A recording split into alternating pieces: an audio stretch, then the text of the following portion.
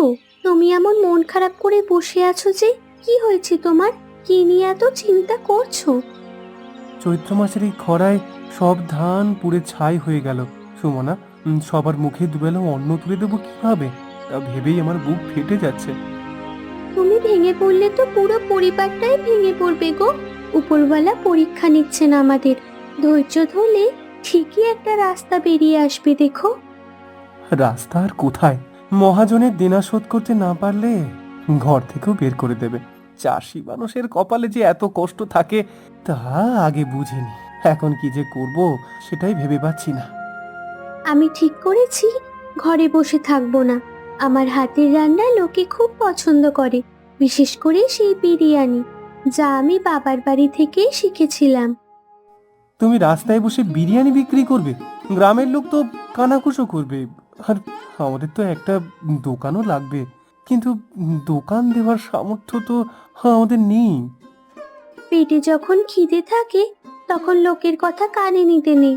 আমি বড় বড় বালতি ভরে বিরিয়ানি রাখবো, যাতে অল্প টাকায় সবার পেট ভরে, আর দোকান নেওয়ারও কোনো প্রয়োজন পড়বে না। কিন্তু চাল মাংস আর ঘি কেনার টাকা কোথায় পাবো? আমাদের ঘরে তো একটা খুদও পড়ে নেই এখন। বালতি ভরে বিরিয়ানি বিক্রি করবে তো বুঝলাম, কিন্তু মশলাপাতি এসবেরও তো অনেক খরচ। তুমি এসব নিয়ে ভেবো না। আমার বিয়ের শেষ স্মৃতি এই সোনার বালাজোড়া আমি তোমার হাতে দিচ্ছি। এটা বন্ধক দাও বা বিক্রি করো, আমাদের ব্যবসার পুঁজি এখান থেকেই আসবে। সুমনা, তোমার মায়ের দেওয়া শেষ সম্বলটুকু আমি কিভাবে হাত দিই বলো তো? আমার নিজের খুব অপরাধী মনে হচ্ছে। কোথায় আমার তোমাকে দেওয়ার কথা, কিন্তু তোমার যা আছে তাও আমার নিতে হচ্ছে। এর চেয়ে বড় অপরাধ আর কিছু আছে বলে আমার মনে হচ্ছে না। অপরাধী ভাবার কিছুই নেই। সংসার বাঁচাতে হলে ত্যাগ স্বীকার করতেই হয়। তুমি কালই শহরে গিয়ে রান্নার সব সরঞ্জাম আর বাজার নিয়ে এসো। দেখবে আমাদের সব দুঃখ একদিন শেষ হয়ে যাবে। মা, দেখেছেন তো আপনার আদরের ছোট বৌমার কাণ্ড? সে নাকি এখন রাস্তায় বালতি নিয়ে বসে বিরিয়ানি বিক্রি করে আমাদের সম্মান ধুলোয় মেশাবে। অভাবের সময় সম্মান দিয়ে পেট ভরে না রে বড় বৌমা। ছোট বৌমা যদি কিছু করে আমাদের সবাইকে বাঁচাতে চায়, তাতে তো দোষের কিছু দেখছি না রে। এতে মান সম্মান নষ্ট হওয়ার কি আছে? ও তো শুধু সবার খাবারের জোগাড় করতে চাইছে। দোষ নেই মানে? এতে আপনি দোষের কিছু দেখছেন না, তাই তো? লোকে যখন আমায় বিরিয়ানি ওয়ালির যা বলে ডাকবে, আমার বাপের বাড়ির লোকেরা শুনলে তো হাসাহাসি করে মরেই যাবে। হাসাহাসি যারা করবে তারা তো বিপদের সময় এক মুঠো চাল নিয়েও এগিয়ে আসেনি। ছোট বউ অনেক সাহস করে এই কাজে নেমেছে। আরে মানুষ তো অনেক কিছু বলবেই, সব কথায় কান দিলে কি আর জীবন চলবে রে? সাহস নয় মা, ওটা ওর চালবাজি। ব্যবসার নাম করে ও নিশ্চয়ই কোনো ফোন দিয়ে আটছে, যাতে বাড়ির সব কর্তৃত্ব নিজের হাতে নিতে পারে। ও কি মনে করে নিজেকে খুব চালাক, আর আমি কিছুই বুঝি না নাকি? তুমি কেন সব সময় ওকে ভুল বোঝো বলো দেখি?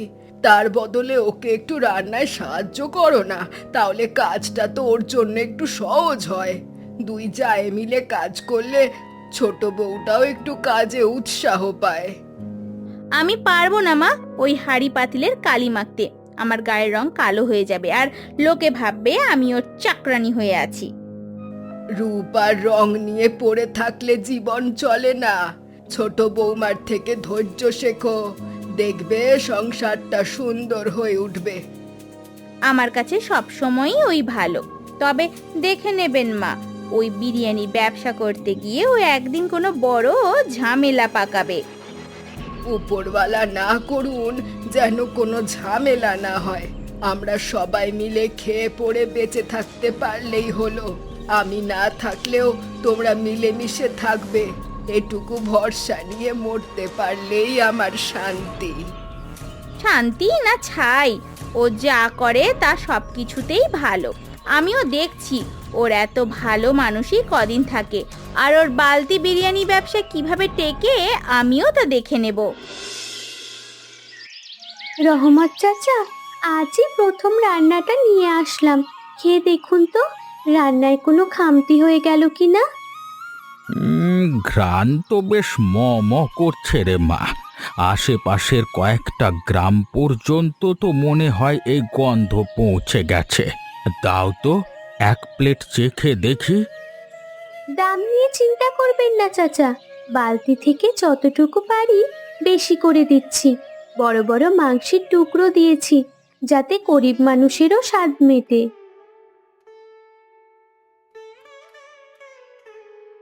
এ তো এলাহি কাণ্ড রে মা। শহরের দামি দোকানগুলো তোর এই স্বাদের কাছে হার মানবে। তুই তো জাদুর কাঠি দিয়ে রান্না করেছিস। আমি তো এমন স্বাদের বিরিয়ানি কখনো খাইনি। শুনে মনটা ভরে গেল চাচা। আমি ভয় পাচ্ছিলাম গ্রামের মানুষ কিভাবে গ্রহণ করে, কেউ আমার বিরিয়ানি খাবে কিনা। আপনার কথা একটু সাহস পেলাম। তুই চিন্তা করিস না, আমি এখনই হাটের সবাইকে ডেকে আনছি। এমন সস্তা আর সুস্বাদু বিরিয়ানি কেউ হাত ছাড়া করতে চাইবে না। চাচা, সবাইকে বলবেন আমি পরিষ্কার পরিচ্ছন্নতার দিকে নজর দিয়েছি। সবার স্বাস্থ্য ভালো থাকাই আমার প্রথম লক্ষ্য। আমি চেষ্টা করেছি যেন সবাই স্বল্প মূল্যে ভালো খাবারটাই পায়। তোর মনে যখন মানুষের প্রতি এত দরদ, তখন ওপরওয়ালা তোকে ঠিকই বরকত দেবেন। দেখিস, আজকে সন্ধ্যের আগেই তোর বালতি খালি হয়ে যাবে। সেটাই যেন হয় চাচা। আমার এই ব্যবসা যদি একটু দাঁড়িয়ে যায়, তবে আকাশের দুশ্চিন্তাটাও অনেক কমে যাবে আর আমার সংসারটাও ভালোভাবেই চলবে। চালিয়ে যা মা তুই। রহমত চাচা তোর পাশে আছে। কালকে থেকে দেখবি এখানে লাইন পড়ে যাবে তোর বালতি বিরিয়ানির জন্য। সুমনা, তুমি বিশ্বাস করবে না, আজকে বিক্রির টাকা দিয়ে আমি মহাজনের একটা কিস্তি শোধ করতে পেরেছি। মানুষ পাগল হয়ে বিরিয়ানি খাচ্ছে। সবই উপরওয়ালার ইচ্ছা গো। মানুষের ভালোবাসা আর দোয়া না থাকলে আমি একাই ভারী বালতি টেনে বিক্রি করতেই পারতাম না। আমি তো ভাবতেই পারছি না সবাই আমার বিরিয়ানি এত পছন্দ করবে। বড় ভাবি কিন্তু আজ সারা দিন রাগে গজগজ করেছেন। কেউ প্রশংসা করলেই উনি বলছেন ওটা নাকি বাসি মাংস দিয়ে তৈরি। কেন যে ভাবি বুঝে না যে আমরা তার পরিবার, আমাদের দুর্নাম মানে তারও তো দুর্নাম। বড় আপার স্বভাব তো জানোই, উনি একটু হিংসুটে হলেও মনে হয় না মনে কোনো বড় ঘোর আছে। ওনার কথায় এত কান দিয়ে লাভ নেই। এই টাকাগুলো জমিয়ে আমি তোমার বালা জোড়া খুব তাড়াতাড়ি ছাড়িয়ে আনবো। হ্যাঁ, আর এটা আমার ওয়াদা। বালা না হলেও চলবে, তুমি এখন যে আগের মতো হাসছো এটাই আমার সবচাইতে বড় পাওনা। কাল কিন্তু আলু আর বিরিয়ানি মশলা একটু বেশিই লাগবে। কোনো সমস্যা নেই, আমি ভোরেই বাজারে চলে যাব। বাজারের সেরা চাল আর মশলা আমি তোমার রান্নার জন্য বেছে আনবো। আর শোনো, রহমত চাচার জন্য আলাদা একটা টিফিন ক্যারিয়ারে বিরিয়ানি গুছিয়ে দেব। উনি আমাদের জন্য অনেক করেছেন। আর আমি গিয়ে ভাবিকে বিরিয়ানি দিয়ে আসি। তুমি কি বলো তো, তোমাকে যত দেখি ততই অবাক হই। যে ভাবি তোমার নামে কুৎসা রটাচ্ছে, তার জন্যেও তুমি আলাদা করে খাবার সরিয়ে রেখেছো। পরিবার তো একটাই গো। উনি না বুঝলেও আমাকে তো বড়দের সম্মান আর ছোটদের দায়িত্ব পালন করতেই হবে। আরে রহমত চাচাজি, কোথায় যাচ্ছেন? এই ছোট বউয়ের বিরিয়ানি খেতে নাকি? হ্যাঁ মা, তুমি কি করে বুঝলে? আমাদের ছোট বউয়ের বালতি বিরিয়ানির যে স্বাদ, তা না খেয়ে উপায় আছে? চাচা, আপনি কি জানেন ওই বিরিয়ানি খেয়ে কাল রাতে আমার পেটে কত ব্যথা হয়েছে? মনে হয় ওতে কোনো বাজে কেমিক্যাল মেশানো আছে। বাজে কথা বলবে না মা। আমি আর গ্রামের কয়েকশো লোক খাচ্ছি প্রতিদিন, কারোর তো কোনো অভিযোগ শুনলাম না। তা হঠাৎ তোমার পেটে ব্যথা করলো কেন, সেটাই তো বুঝতে পারছি না। আপনি তো বাইরের লোক, আমরা ঘরের লোক, সত্যিটা জানি। হ্যাঁ, ও গোপনে সস্তা পচা জিনিস দিয়ে তৈরি করে যাতে বেশি লাভ করতে পারে। দেখো বড় বৌমা, ছোট বউ দিনরাত খাটছে সংসার বাঁচাতে। ঘরের মান বাড়াতে গিয়ে তুমি যদি ওর পিঠে ছুরি মারো, তবে ওপরওয়ালা সইবেন না। আপনি জ্ঞান দেবেন না তো। আমি তো বলছি, কাল যদি কেউ অসুস্থ হয় তবে আপনিও বিপদে পড়বেন। গ্রামের মানুষজন আপনাদের ওপর খেপে গেলে তখন কি করবেন? গ্রামের মানুষ খেপবে কেন? সবাই তো দিব্যি রোজ ছোট বউয়ের বিরিয়ানি খাচ্ছে। খাবার ভালো হলে গ্রামের মানুষ খেপার তো প্রশ্নই ওঠে না। আমি যা বলেছি সাবধান করার জন্যই বলছি। কালকে বিরিয়ানি খেয়ে যদি গ্রামের মানুষের কিছু একটা হয় তবে তার দায় আপনার ওপরই বর্তাবে। আমি ছোট বউকে চিনি। ও নিজের মুখে বিষ দেবে কিন্তু মানুষের ক্ষতি করবে না। তোমার মতি গতি কিন্তু আমার ভালো ঠেকছে না। অনেক তো চ্যাটাং চ্যাটাং কথা বললে চাচা। কাল রাত অবধি আমি মশলার কৌটায় তেতো জল আর গোলাপ মিশিয়ে দেব, তখন বুঝবেন কত ধানে কত চাল। তুমি নিজের ঘরের দিকে মন দাও বড় বৌমা। অন্যের ক্ষতি চাইলে নিজের অমঙ্গলই আগে আসে, এটা মাথায় রাখবে।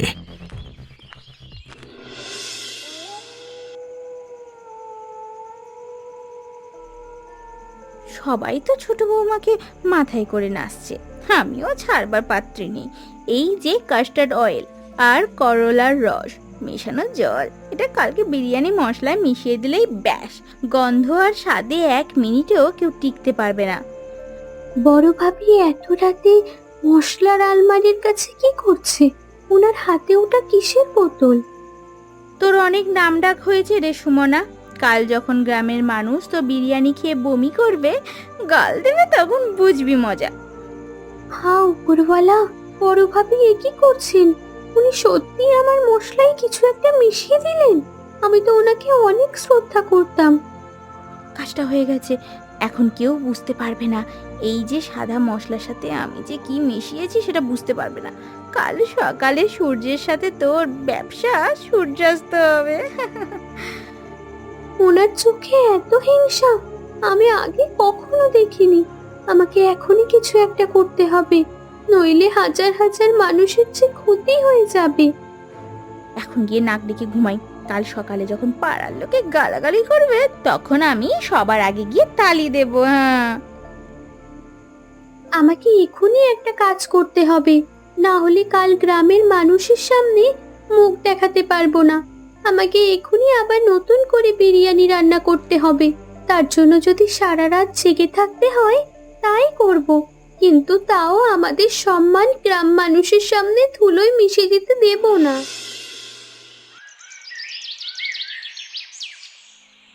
কি হয়েছে রে সুমনা মা? তোর চোখ মুখটা এমন লাল হয়ে আছে কেন? সারা রাত কি একেবারেই চোখ বুঝিসনি নাকি? তেমন কিছু না মা, রান্নার আয়োজনে একটু দেরি হয়ে গিয়েছিল, তাই তো রাত জাগতে হয়েছে। আপনি বিরিয়ানির হাঁড়িটা একটু পাহারা দিতে পারবেন? তুই একদম চিন্তা করিস না, আমি এখানে বসেই দেখভাল করছি। কেউ তোর হাড়ির ধারে কাছে ঘেঁষতে পারবে না। মা, বড় ভাবিকে একটু ডাকুন না। আমি চাই আজ রান্নার প্রথম ভাগটা উনি তদারকি করুক। রাইসা তো এখন ঘুমোচ্ছে, তাছাড়া ও তো বিরিয়ানি দেখলেই নাক সিটকায়। ওকে ডেকে কি করবি? আজ আমার মনে হচ্ছে বড় আপার হাতের স্পর্শ পেলে বিরিয়ানি আরো ভালো হবে। আপনি দয়া করে ওনাকে উঠিয়ে আনুন। আচ্ছা ঠিক আছে, তোর যখন এতই ইচ্ছে তখন আমি গিয়ে ওকে টেনে নিয়ে আসছি। মা জানলে আকাশ থেকে পড়তেন যে ওনার বড় বউ কি সর্বনাশটাই না করতে চেয়েছিলেন। আজ সত্যির জয় হবে। বড় বৌমা, ও বড় বৌমা, এদিকে এসো তো, তাড়াতাড়ি উঠে এসো। ওই যে বড় বৌমা আসছে, দেখ কেমন আড়মোড়া ভাঙতে ভাঙতে আসছে, যেন কত বড় কাজ করেছে। তৈরি হন বড় আপা, আজ আপনার জন্য এক বিশেষ চমক অপেক্ষা করছে। যা আপনি স্বপ্নেও ভাবেননি। কি রে ছোট বউ, আজ রান্নার গন্ধটা কেমন একটা তিটকুটে লাগছে না? মনে হচ্ছে তুই মশলায় কোনো ভুল করেছিস। গন্ধ তো বেশ ভালোই বেরোচ্ছে ভাবি। আপনি একটু কাছ থেকে শুকে দেখুন তো, আমার নাকটা বোধহয় সর্দিতে বন্ধ হয়ে গেছে। না না, আমি বেশি কাছে যাব না। তুই বরং এক প্লেট রহমত চাচার জন্য বেড়ে দে, উনি তো খাওয়ার জন্য মুখিয়ে আছেন। না ভাবি, আগে তো ঘরের মানুষ খাবে। এই নিন, এই প্লেটটা আমি বিশেষ করে আপনার জন্যই সাজিয়েছি, আপনি একটু খেয়ে দেখুন। আমি সকালে বিরিয়ানি খাই না সুমনা, তুই জানিস আমার অম্বলের সমস্যা আছে। তুই শাশুড়ি মাকে দে। শাশুড়ি মা তো রোজা রেখেছেন, আকাশও বাজারে গেছে। এখন আপনি না খেলে আমি কিভাবে বিরিয়ানি নিয়ে বের হব বলুন তো? আমি বলছি তো আমার পেট ভরা, তুই জোর করছিস কেন? তোর কি মতিভ্রম হয়েছে নাকি? কেন ভাবি, আপনি কি জানেন এই বিরিয়ানিতে তিতকুটে কোনো কিছু মেশানো আছে যা খেলে শরীর খারাপ হবে? আমি আমি কি করে জানবো? আমি কি তোর হাড়ির ভেতরে ঢুকে বসেছিলাম নাকি? আপনার মুখ দেখে তো মনে হচ্ছে আপনি অনেক কিছুই জানেন। আপনি না খেলে আমি কিন্তু এক চামচও কাউকে বিক্রি করতে দেব না।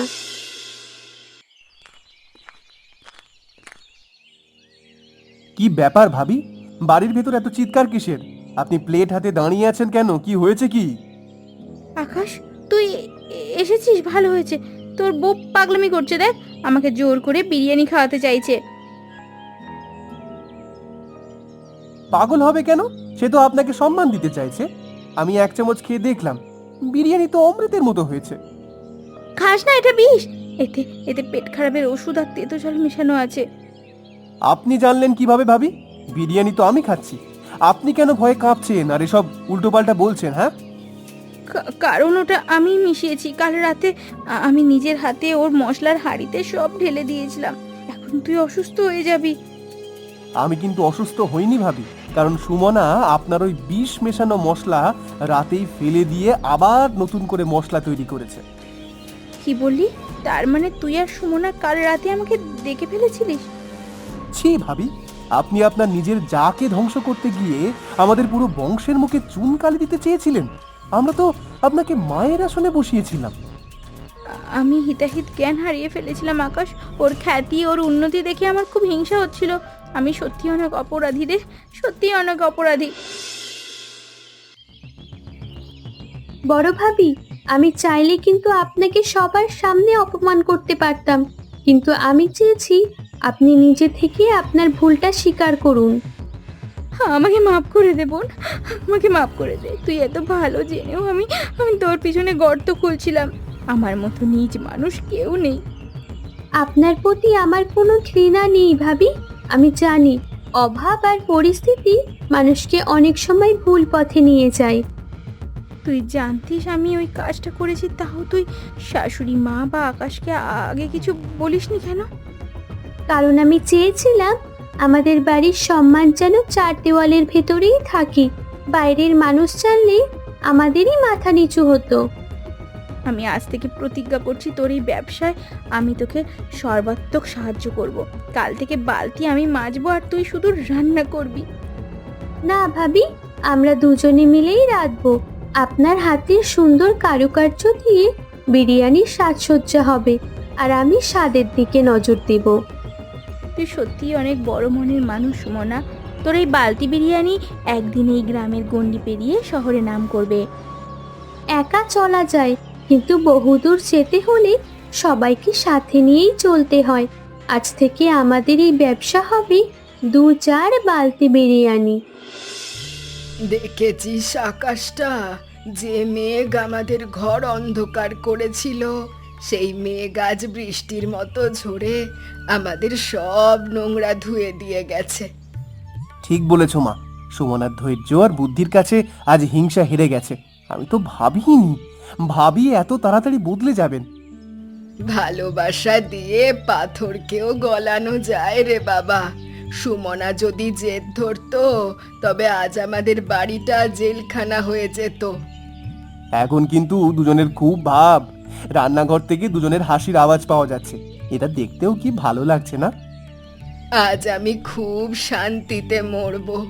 আমি জানতাম আমার ছেলেদের জন্য আমি রত্ন নিয়ে এসেছি। বাজারের মানুষও আজ অবাক, বলছে ছোট বউ আর বড় বউ যখন একসাথে বিরিয়ানি বিক্রি করছে তখন স্বাদ তো দ্বিগুণ হবেই। রহমত তো খুশিতে বাগবাকুম। তিনি আজ বিরিয়ানির বালতি নিয়ে সারা গ্রাম ঘুরে বেড়াচ্ছেন প্রচার করার জন্য। মা, আমি সামনের মাসে বালাজোড়া ছাড়িয়ে আনবো। সুমনাকে ওটা ফেরত দিলে ওর মায়ের আত্মা শান্তি পাবে, আর সুমনাও অনেক খুশি হবে। শুধু বালা নয়, ওর বউয়ের জন্যও একটা কিছু দিস। ও নিজের ভুল বুঝতে পেরেছে, এটাই ওর সব চাইতে বড় পাওনা।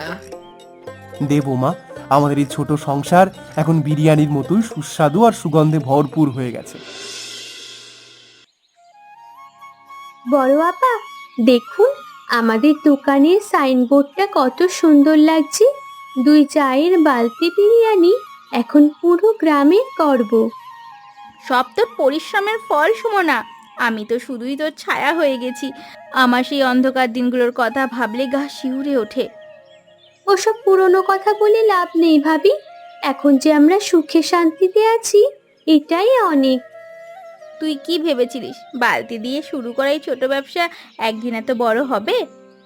সততা আর নিষ্ঠা থাকলে যে কোনো কাজই ছোট থাকে না ভাবি। আজ আমাদের ফসল নষ্ট হওয়ার দুঃখ আর নেই। ঠিক বলেছিস, আজ আমরা শুধু বিরিয়ানি বিক্রি করছি না, অনেক অসহায় মানুষের কর্মসংস্থানও করতে পেরেছি। এটাই তো জীবনের সার্থকতা। চলুন ভাবি, হাড়ির ঢাকনাটা খুলুন। কাস্টমাররা অধীর আগ্রহে বসে আছে যে। তুই বস সুমনা, তুই আজ ক্যাশ কাউন্টার সামলা। আমি নিজের হাতে সবাইকে পরিবেশন করব, এতেই আমার শান্তি।